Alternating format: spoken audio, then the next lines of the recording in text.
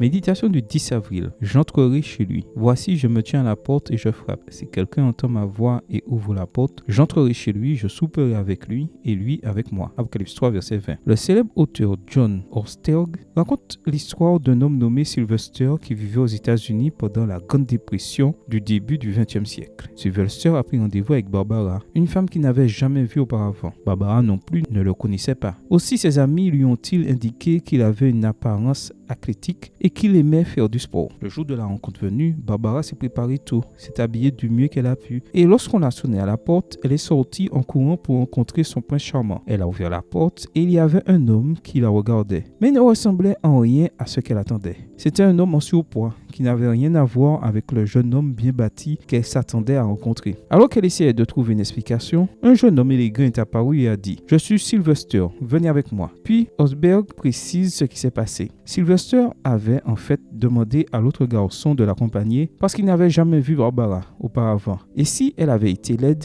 elle serait sortie avec l'autre garçon. Il a tellement été sous le charme en la voyant qu'il n'a pas voulu qu'il y ait de confusion. Après ce rendez-vous, ils se sont mariés et le sont restés pendant plus de 60 ans. Dans Apocalypse 3, verset 20, le Seigneur déclare « Voici, je me tiens à la porte et je frappe. Si quelqu'un entend ma voix et ouvre la porte, j'entrerai chez lui, je souperai avec lui et lui avec moi. » Ce passage fait allusion à un beau poème qui apparaît dans le livre du Cantique des Cantiques, 5, verset 2. J'étais endormi, mais mon cœur veillait. C'est la voix de mon bien-aimé qui frappe. Ouvre-moi, ma sœur, ma compagne, ma colombe, ma parfaite, car ma tête est couverte de rosée, mes boucles des gouttelettes de la nuit. Oui, l'analogie est claire. Le Christ, l'époux, a sonné à notre porte. Mais, contrairement à Sylvester, il sait comment nous sommes, physiquement et spirituellement, et pourtant il nous aime. Il tient toujours à entrer dans une relation étroite avec chaque être humain. Le fait que ce soit le Christ qui frappe à la porte indique qu'il a pris l'initiative de nous choisir. Que se passe-t-il si nous ouvrons la porte? Il a accompli la promesse. J'entrerai chez lui, je souperai avec lui